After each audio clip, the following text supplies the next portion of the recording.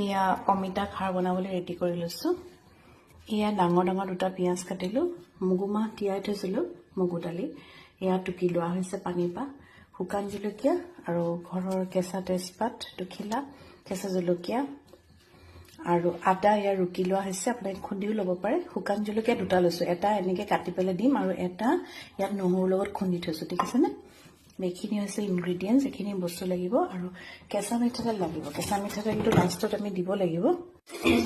আজি অমিতাখিনি মই বাহু মাছ দি বনাম। এয়া বাহু মাছৰ ডাঙৰ মাছ আছিলে মাছটো, এয়া 600 গ্ৰাম মানৰ মাছৰ মূৰি আছে, এইখিনি অলপ অলপকৈ ভাজি দিলোঁ আৰু এয়া ৰক চল্ট 4/3 চেনি লৈছোঁ আৰু এয়া নিমখ, বেকিং চ'ডা এয়া 1 পিঞ্চ দিম, 1 পিঞ্চ মানে জাষ্ট এচিকুট দি দিম। এয়া ইমানখিনিয়ে দিম মাত্ৰ খাৰ। আপোনালোকে নিজৰ ইচ্ছামতে কলখাৰো ইউজ কৰিব পাৰে। এয়া তেজপাত, শুকান জলকীয়া, পিঁয়াজ,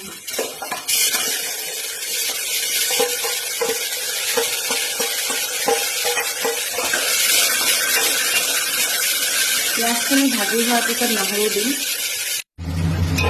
এয়া পিঁয়াজ লৰাই লৰাই ৰংটো চেঞ্জ হৈছে। এতিয়া এয়া কেঁচা জলকীয়া এটা কাটি দিম।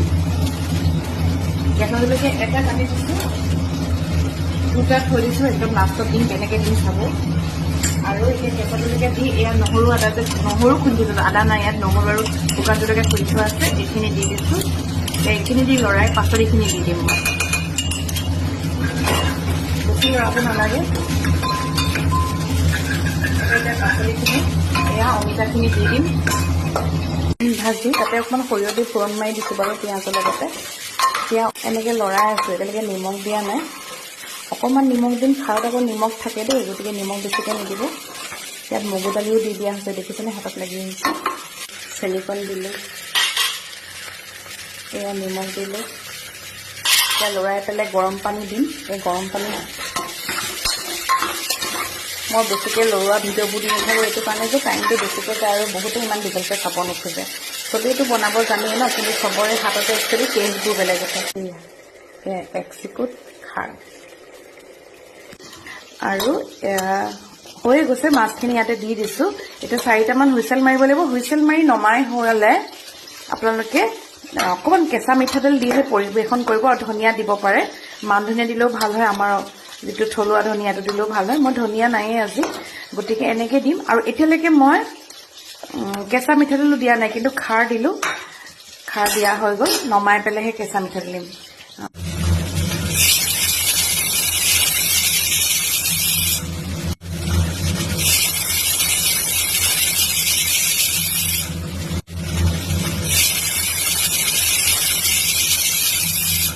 এনেকৈ ভাঙি দিম কেঁচা মিঠাতেল বাটি, পৰিৱেশন কৰিলে হৈ যাব। এতিয়া এয়া মই কেঁচা মিঠাতেল লৈছোঁ, এয়া কেঁচা মিঠাতেল।